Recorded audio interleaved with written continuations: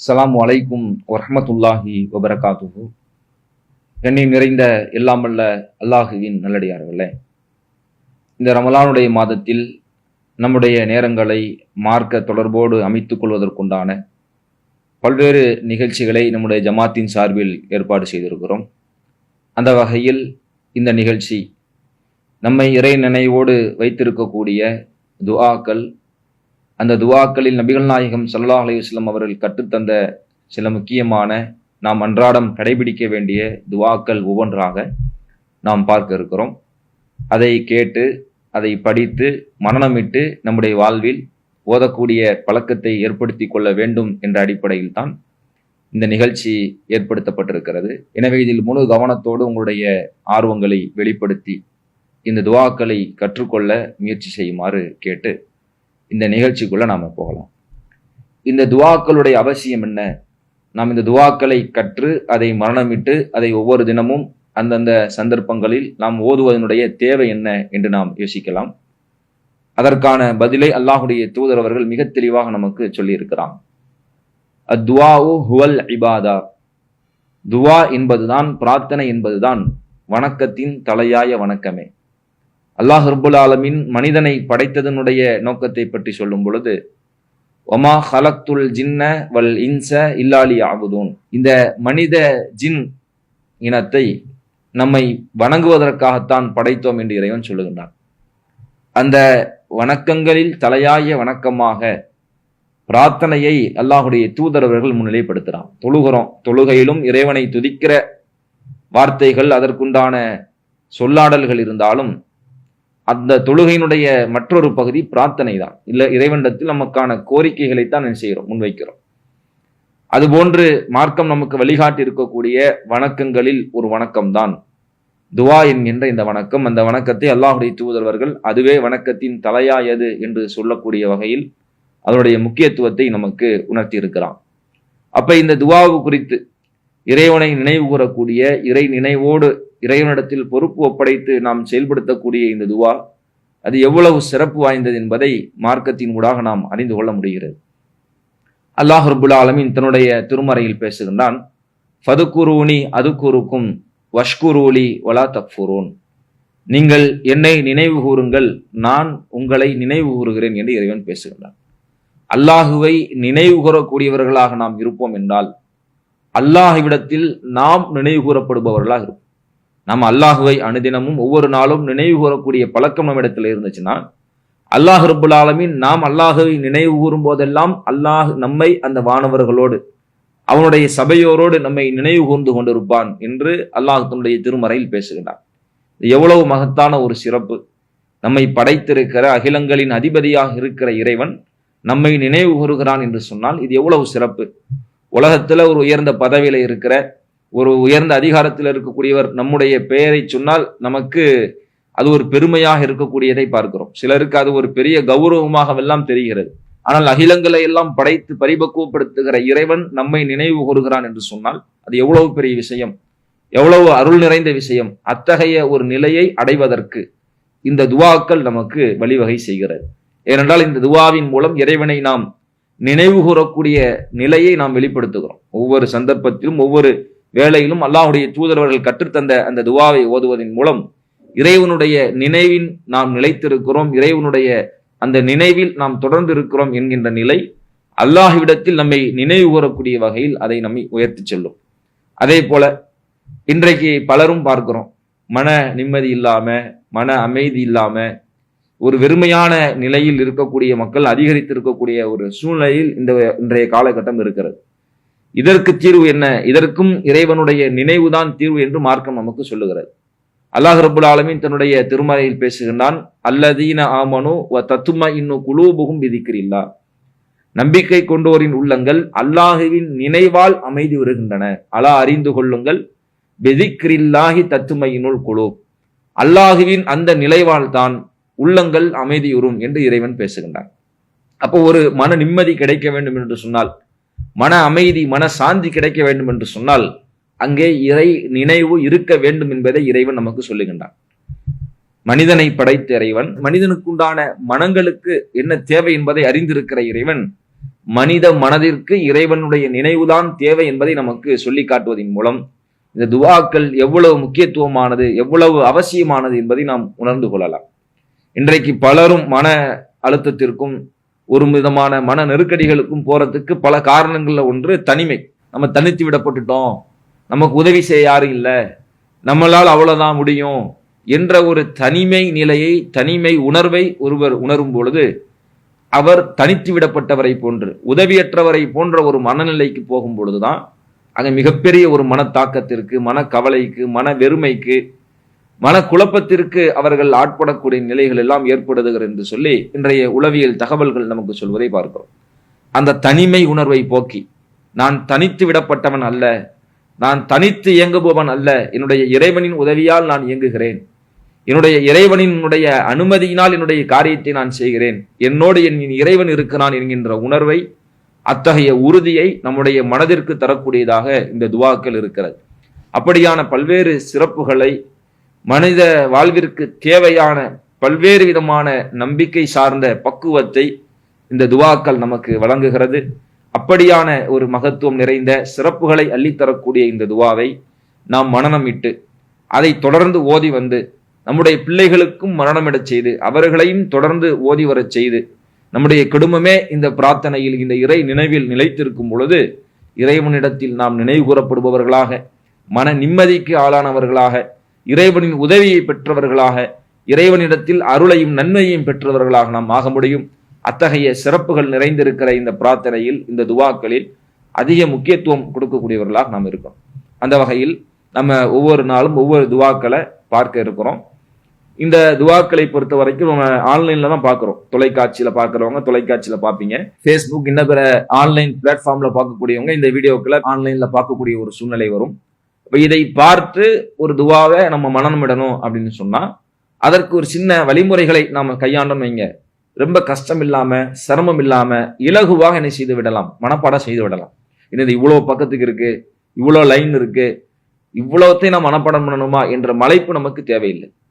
எதுவுமே சிறு துள்ளி பெரு வெள்ளம் வாங்கல்ல, அது மாதிரி ஒரு சிறு முயற்சி அது தொடர்ந்து இருக்கும்னு சொன்னா அது ஒரு குறிப்பிட்ட ஒரு நாள் இடைவெளிக்கு பிறகு அது ஒரு பெரிய மாற்றத்தை நம்மிடத்தில் ஏற்படுத்தியிருக்கும். எனவே நாம் இங்க துவா பிரித்து பிரித்து வார்த்தைக்கு வார்த்தை பொருளோடு நாம சொல்லி தருவோம். அந்த பொருளை, அர்த்தத்தை உள்வாங்கி கொள்ளுங்கள். சொல்லும் பொழுது அதை ரிப்பீட் பண்ணுங்க.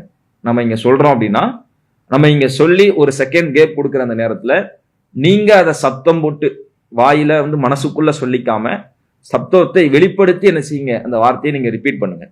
இப்படி நீங்க ரிப்பீட் பண்ணீங்க அப்படின்னு சொன்னா அதனுடைய வார்த்தை போங்குகள் உங்களுக்கு என்ன செய்யும், கிடைக்கும்.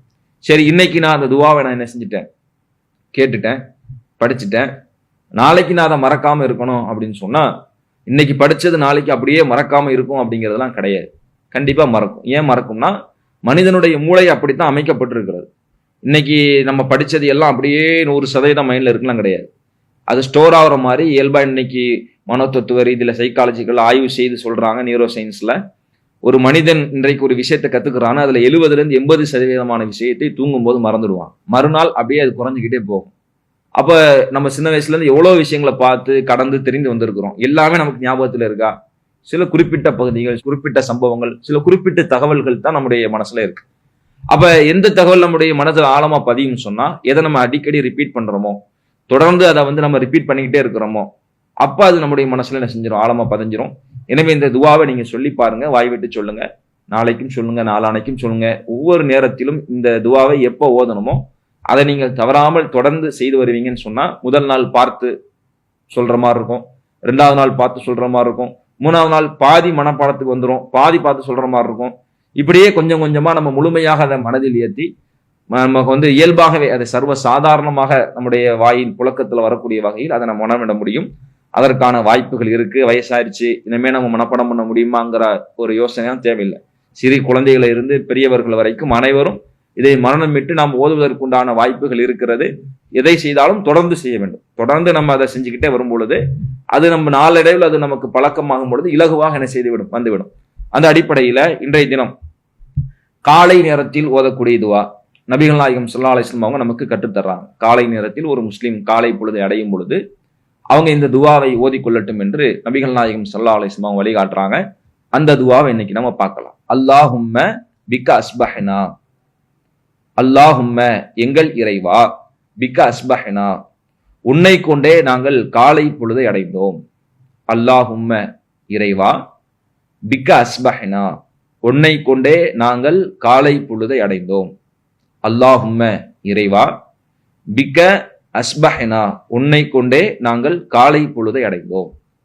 வபிக்க அம்சைனா மேலும் உன்னை கொண்டே மாலை பொழுதையும் அடைந்தோம்.